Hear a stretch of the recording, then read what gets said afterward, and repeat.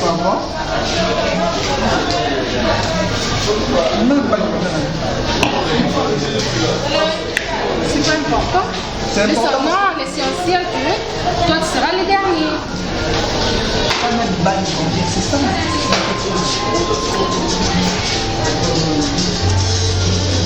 Tu sais cet appétit que j'ai, c'est pour te montrer comment je t'aime. Mais aujourd'hui je comprends pas. Tu veux, je sais pas. En toi, je pardonne. Ok. Non, il est belé pour elle a besoin pour moi, on va nous amener, comment on va aussi la vie, comment on va vivre. Ok. Ok. Mini ça va. Ceux qui n'ont pas cette art, ça vous fait sur la je mange trop. Le temps bébé. Je t'aime. Sur rien. Ok. Mais non. Mini a tout le monde a pour ça dans la vie. Dès que vous êtes ensemble, vous voyez ce qu'ils sont.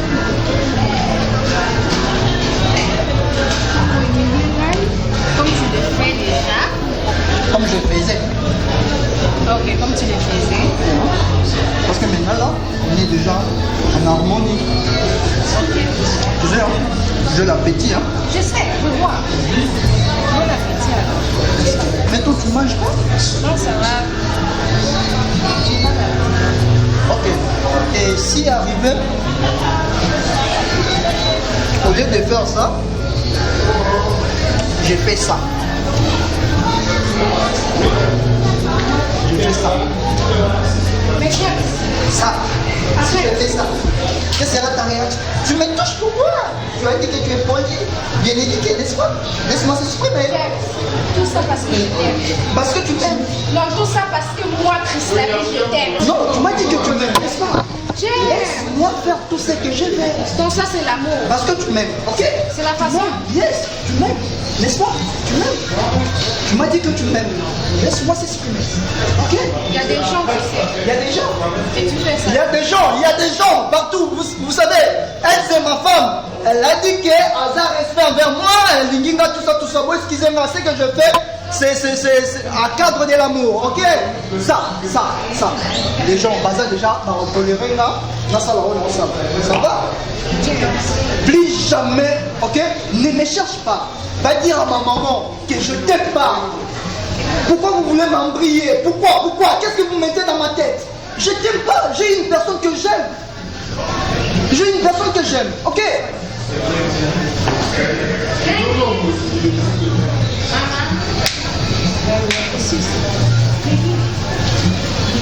Tu continues même. Je t'aime pas. Idiote, sale bite. Faut plus me chercher, ok?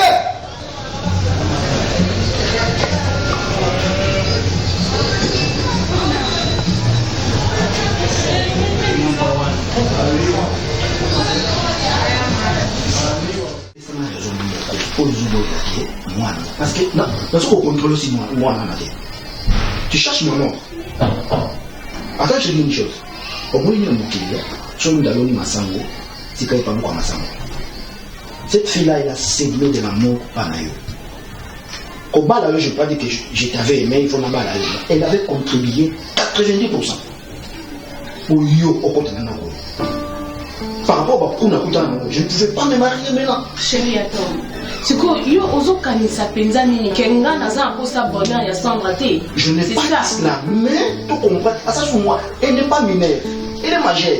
Elle est majeure, oui, mais ma parent de Bazalarawana pour la guider par la parole. Mais c'est pas faire le choix, s'il te plaît. Mais on ne fait pas le choix. Le problème est que le garçon en question a un match de moi à la biso. Ma chérie, s'il te plaît, donnez-moi une raison fatale. Oh, ça la peine, ok? James Wana Aban, moi, dis-moi. Bébé. Bébé, Sozo, je peux comment le banana boé. Et ça m'a passé dans mon thème. Et ça m'a vraiment passé dans mon thème. Le monsieur en question ou le garçon en question, comment on a yé kaka? Aïe, quoi qu'on a na toko solo la na ba parents ya moi si o ya lingi. De 1, aïe na nous yé moko. De 2, kokota koti a moni biso ba parents ya moi si o ya so kolo ba kalingo bala. Asimi ya balu ki azile la tie. Ça c'est pas, c'est toi, je parle. Nazo que nous avons raison. Si aujourd'hui, Aucune raison Oui, je t'ai demandé. J'essaie un peu de t'expliquer, je te donne juste de... Tu dois continuer. C'est de qui est l'autre père de Sandra? Qu'est-ce que nous avons gagné? Non, il y a Bissot qui est ton père de Sandra. Cette décision, c'est qu'elle est en train de me dire, c'est fort. C'est notre fille. Non, s'il te plaît. Sandra, Aza, moi, la Bissot. Moi, je veux parler avec elle. N'a pas faire comprendre. Tu ne connais pas Sandra. Je suis une femme. Je sais comment elle pourrait être moi là. Je t'ai dit. Mais quand tu me dis ça, Alain, tu me fatigues alors. Non, je ne te fais pas fatiguer. Mais non, tu me fatigues parce que là maintenant, aux autres, ils vont faire comprendre que yo yebi samba konekanga. Mais vous savez, oui, c'est que oui, abotaka pas nanga, il a collé la deuxième, il a commencé à marcher. Toi, tu connais cela. Tu l'as fait que grande, non? Nous sommes allés une fois à la piscine, à aller la mouille. Bah, fais ça, toi, tu étais là. Ma chérie, tu es tout ce que j'ai aussi. Sana, s'il te plaît. Et là, on se fout de raisonnement avec les arts. Tobota nous qui nous dit pas, c'est ceux qui abattent la rôti. Tobota sauté. C'est ce qui nous dit réfléchir. Mais moi, je ne suis pas d'accord dans l'Ibala. Donc, c'est-à-dire, au considérant Naza maman et Sandra, je considère Sandra comme étant ma fille. Oh, on a nazo mona, yozo mona, peut-être pas. Naza moi si na yebi o nazo loba. Naza moi si na yebi o na loba. Ce qui au PC avant le mariage, en tout cas, Alain, moi et toi, et vous allez la biseau, vraiment difficile.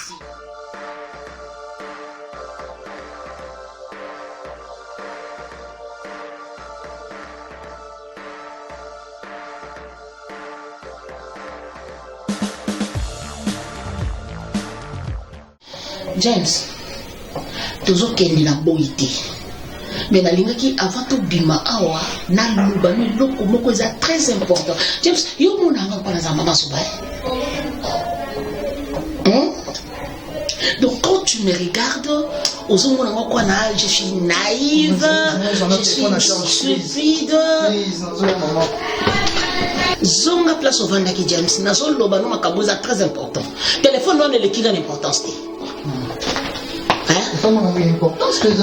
D'ailleurs, si on y habite, et l'autre n'a pas et ça par rapport à ce téléphone.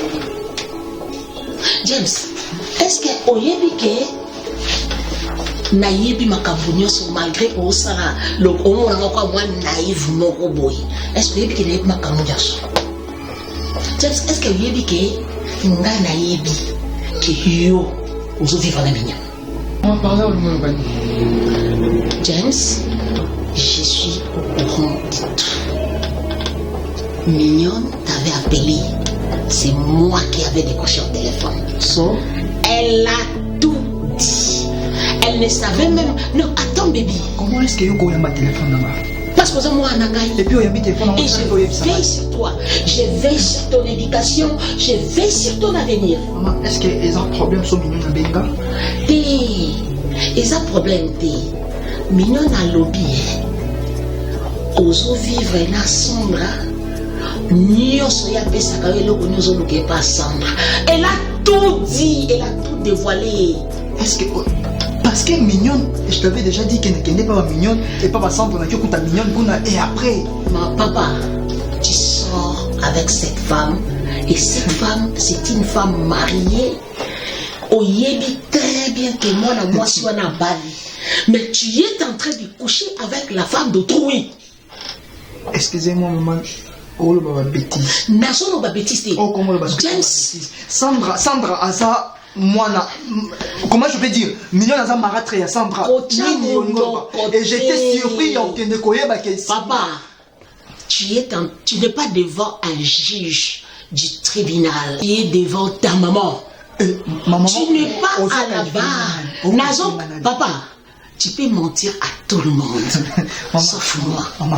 James, tu vas mourir. Cette femme, c'est une femme mariée.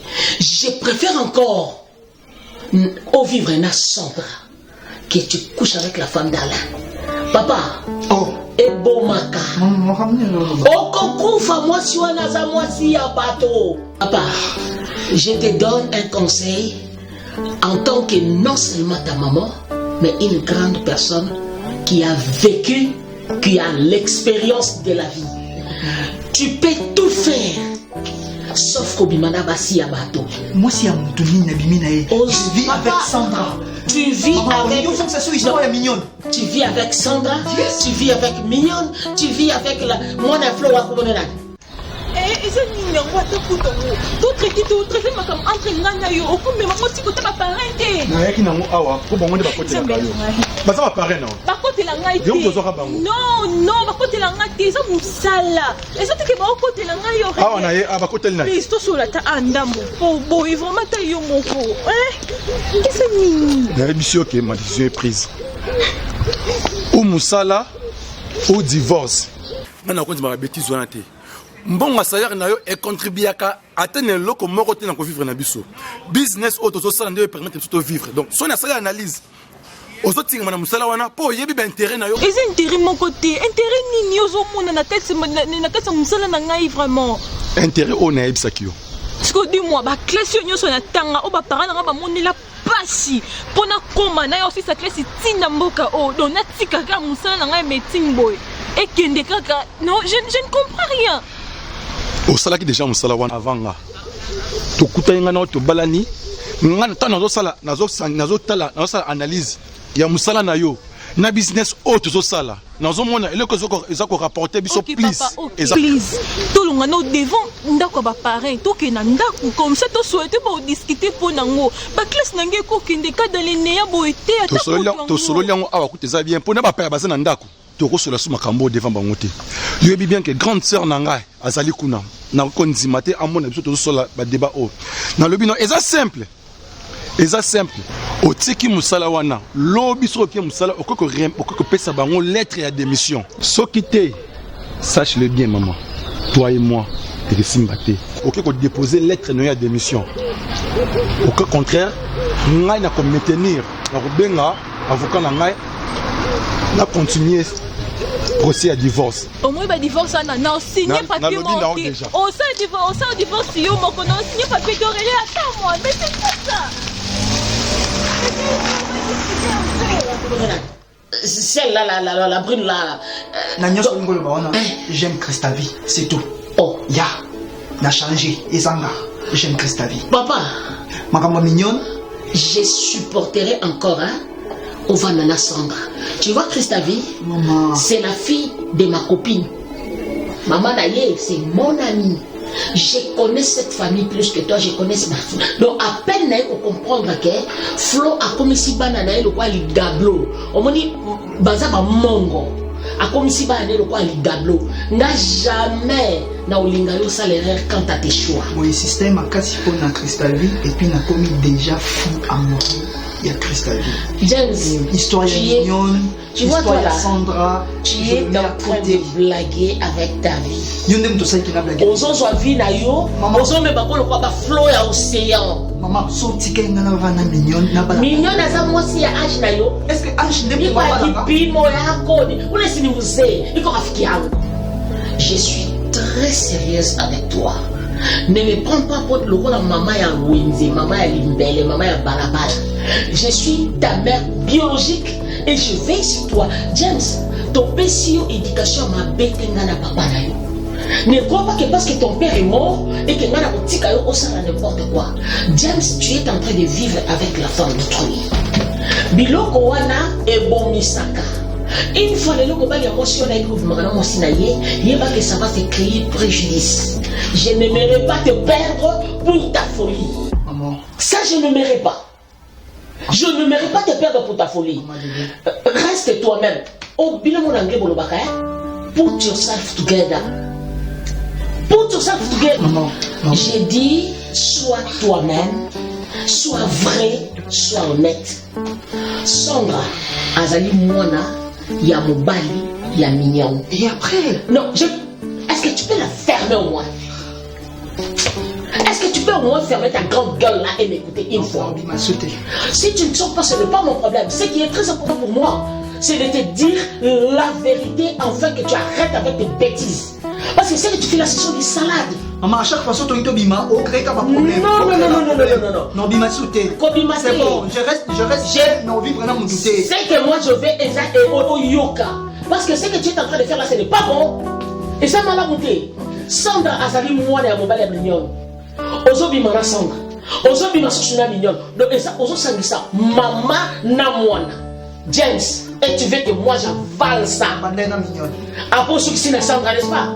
Après si madame yo aussi ba mobali osangisi ba mobali. Mobali wana ndaboto na mignonne. Tondo amadesu. Le quoi mobali wana boto la yo mignonne yango. Donc tu le fais payer. So na perdre mignonne eza yo maman. Tu es vraiment un véritable fou joie. Bengo yamba okendenga na question. Tu es vraiment un fou. Yamba téléphone té. Tu es un fou. Merci. Ce que tu es en train de faire là, tu vas le regretter. Tu es en train de grandir. Aujourd'hui, tu es seul. Tu es en train de faire la folie. Mais demain, tu vas te marier. Tu vas te marier et tu vas payer. Tu t'en fous de tout. Tu t'en fous de tout. Merci. Tu fais la tête aujourd'hui. Mais demain, tu me chercheras.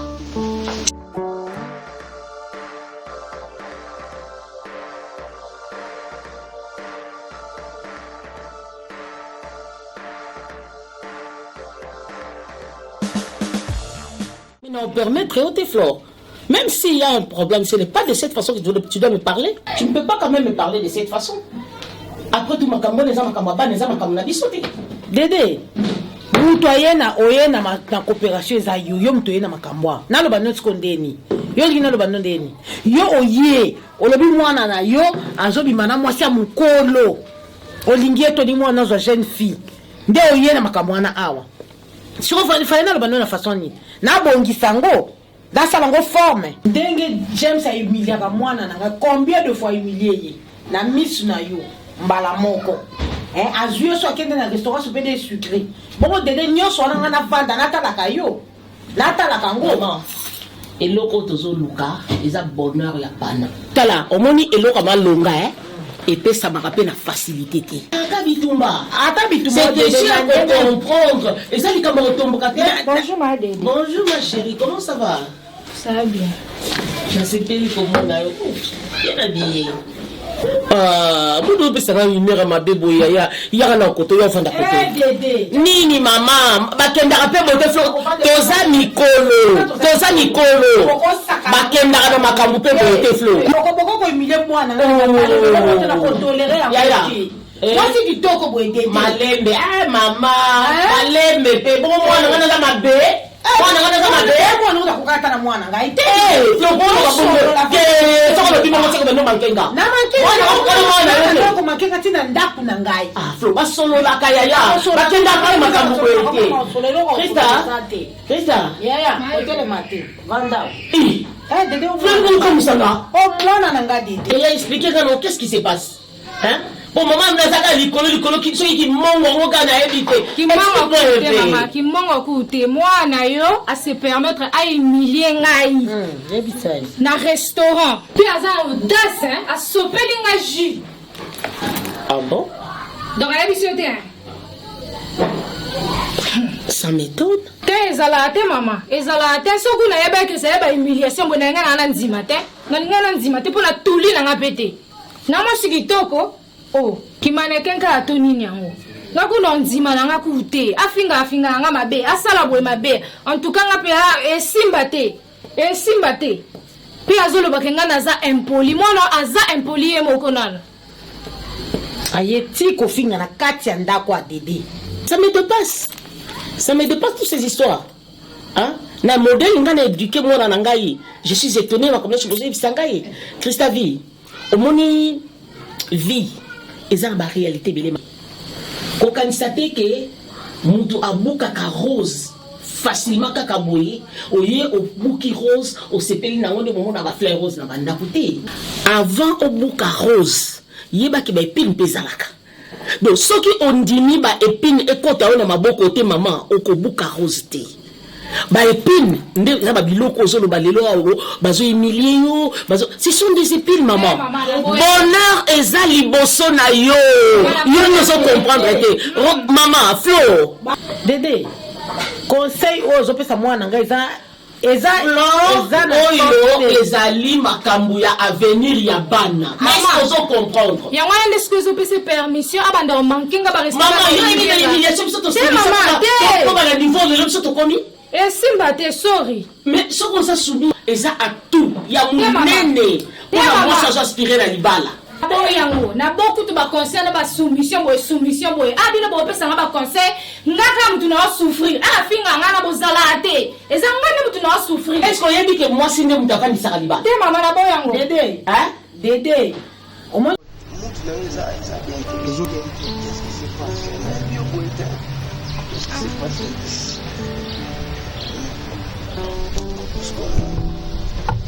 parce que c'est mon camarade et puis il a fait ses rapports et pas ma maman mais il a joué décision en tout cas on a beau la Canada James mais il a eu raisonné dans mon qui m'a classe donc na mon va continuer dans la Canada James bon na conseiller na za toto eba na James bana teza bani nga James na yebia zala na moi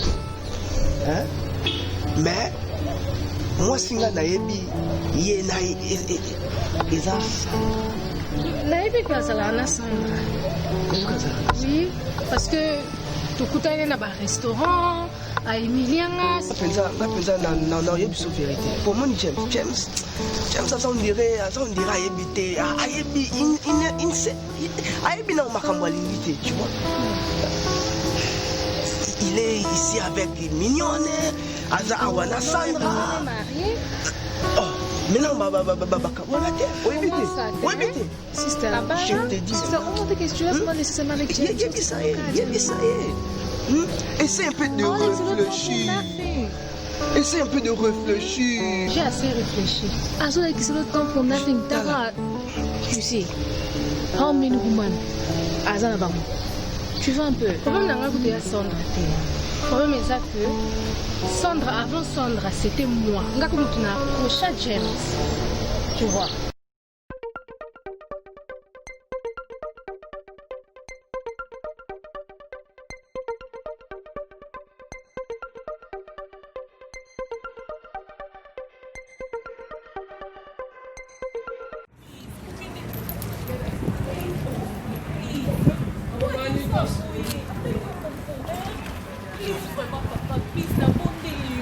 Please, babe, don't leave me alone. Please. Natiki nyonso. Oya, yomonde na yaka. Please, don't go, please. Faut se rappeler.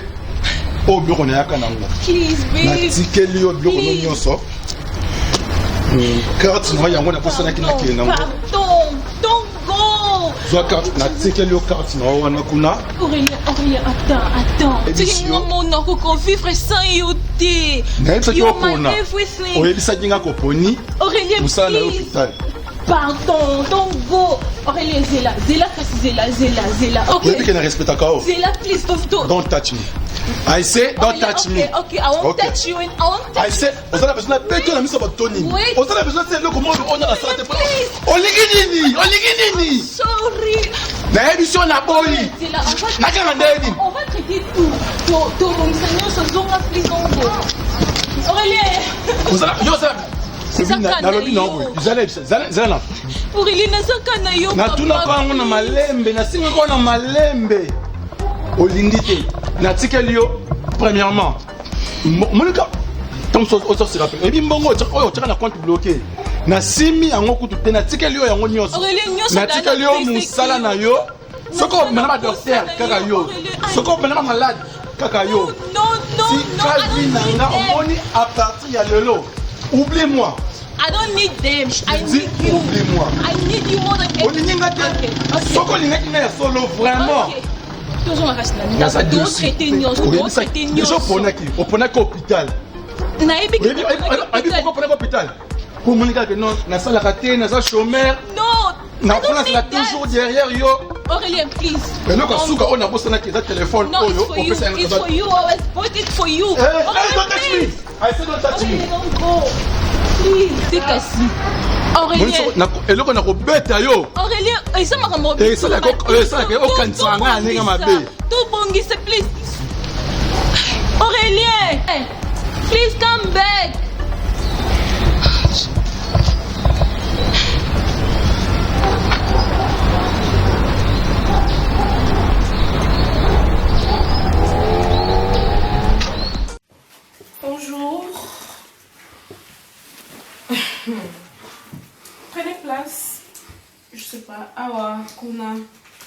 naza vraiment nakosa ya kovanda te naandi nakosa nalobanga. Est-ce que tu peux t'occuper de moi?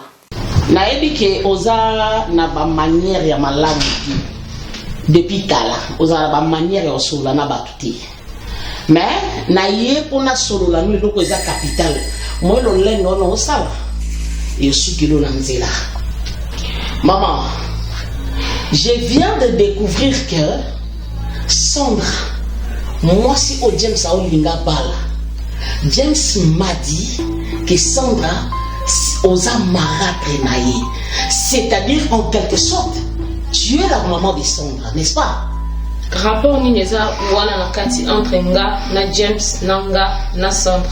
Rapport eza na kati toi là, une femme mariée officiellement, tu sors avec mon fils qui est plus jeune que toi. Mon fils est le fiancé de ta fille. Parce que tu es sa maman en quelque sorte. Mais tout ça là, ça ne te gêne pas. Tu continues à harceler mon fils. Maman, Ozandoki. Maman Dédé. Ozandoki. Maman Dédé. Oui. Obanda ko maltraité depuis Nazalaka. Elle appelle ça maltraitance. Elle appelle ça maltraitance. Je suis une femme mariée et puis ici c'est chez moi. Si mon père n'a pas côté ou bien moi n'a pas côté à découvrir pas ma cabuya. Si on a dit que Ozoluka et si Olinga tenga na moi na tous ensemble maman. Est-ce que Oyoka na bolingwanzambe Oyoka maman? Ma question. Na bolingwanzambe. Est-ce que Oyoka tu as laissé mon fils tranquille? Ou bien Olingi n'a balancé un message na yo. On a aussi tanga na téléphone à moi nanga. Tu vois tout le message que tu as écrit à mon fils là. Oh James, je t'aime beaucoup, je t'aime tellement, tu ne peux pas continuer avec Sandra, machin. J'ai tous ces messages. Maman, tu veux que je te les balance? Maman, j'ai pas besoin que vous balancez les messages. Mais pourquoi tu n'as pas honte ma chérie? Tu es déjà une femme mariée qui triche. Tu es en train d'envoûter la maison. Maman, c'est Osa sérieuse, ma chérie. Maman, tu ne peux pas. Merci mon fils, merci. Osa a raison. C'est tout droit. Tout droit. Ça m'a abîmé.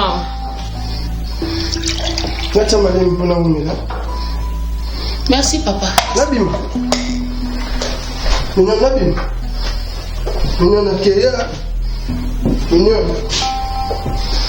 Maman Dédé, n'a qu'aucun peso promesse mon maman.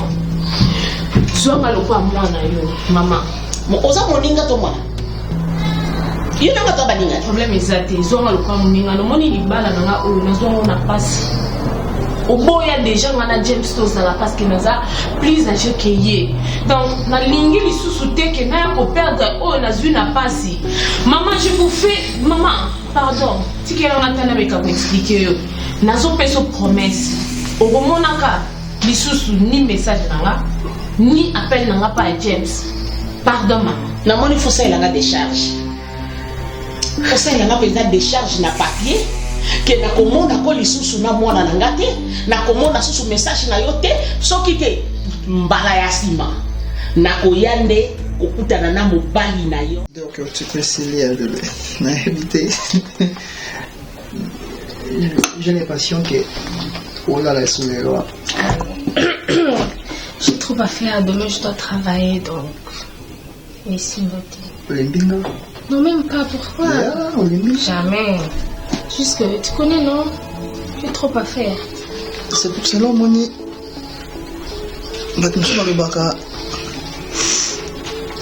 Et le colis annexé au Bayango. J'ai vite compris que au Bayango.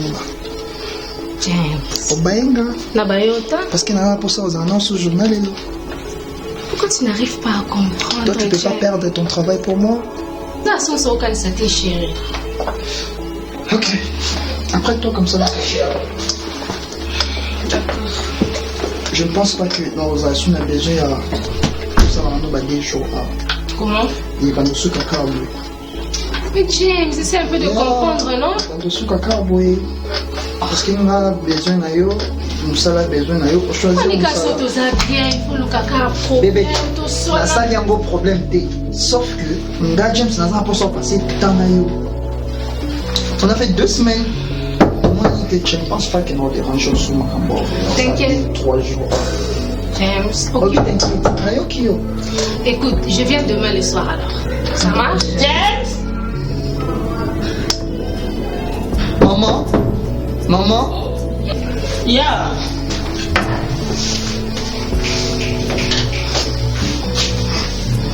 Bonjour, maman. Bonjour, Christa. Ozawa. Oui, maman. Donc, on a quand on est. Donc, on a le pays qui est noté. Ok, maman. Quand tu es dans zone déjà. Maman. Oh, maman, viens et puis, oh, la liawa. Maman? Yeah. Maman, c'était prévu à Kendi Lobby, mais où bas? C'est Sandra Zoluka. Sandra Yaka. Sandra Olukanga? Yeah, Sandra. James Yewana. Salut. Salut Sandra, ça va?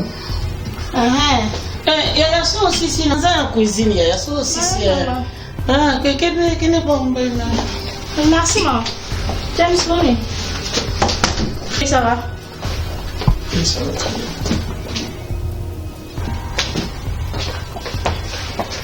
Je suis fatiguée.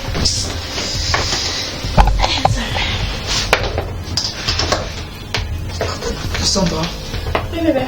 comment vous voyez ça que vous informez là? Sandra, ici c'est pas ma maison. Ok? Avant Koya, Naïbisa à plusieurs reprises, avant Koya Kolukanga, il faut signaler. Sandra,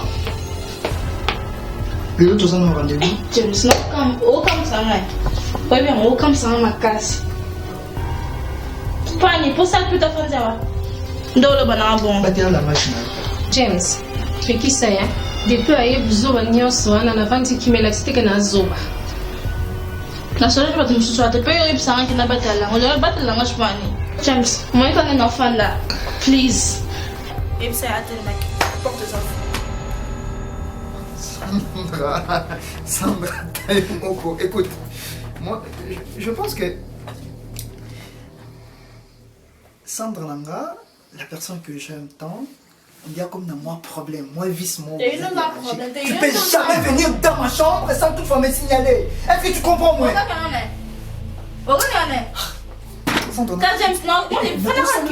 Est-ce que vous avez la koya ou benginga naïba que Sandra oya?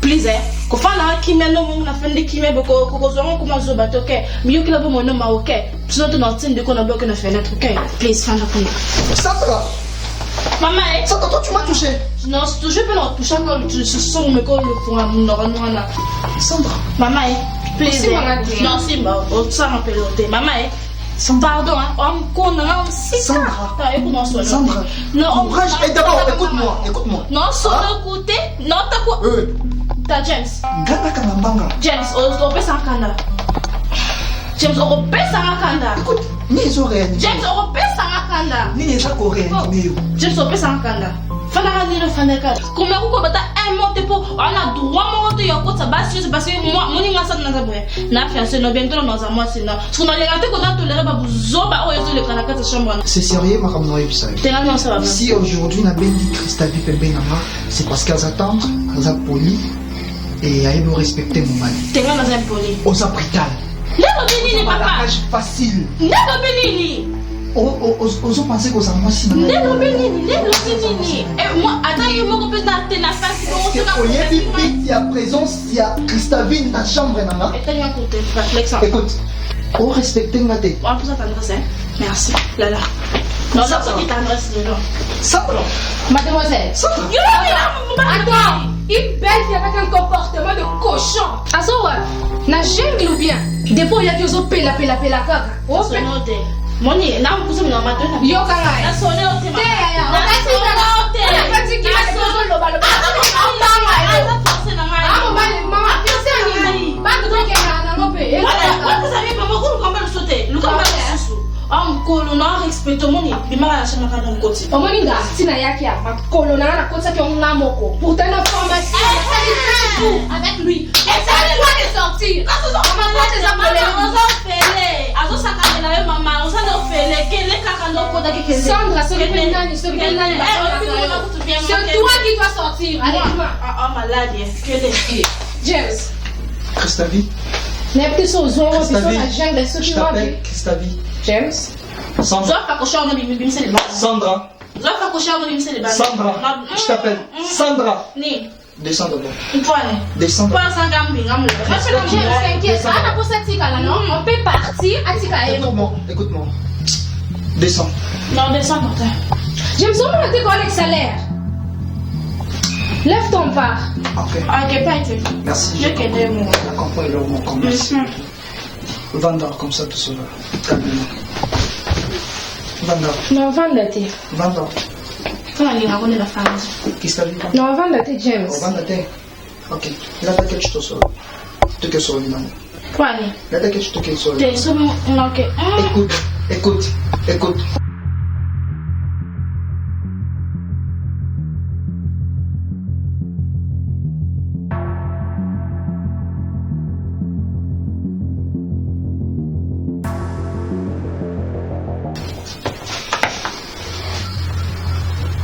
Ça, ça va mentir, ça fait des jours. Top. Chien. Voilà, Je dois s'appuyer.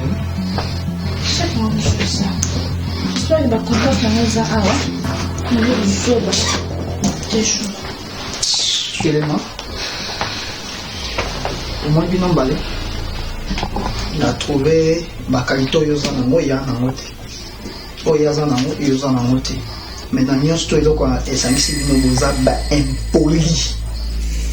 Si ce n'est pas chez moi, chez ma maman, ok? Ma télé les nyonso bosali, ma bêtise nyonso bosali. J'ose croire que maman est ok en moi. Écoute-moi, je parle. Écoute, je te tape. Bobby, allez Bobby. Je suis Bobby. Bobby. Non, béto si combien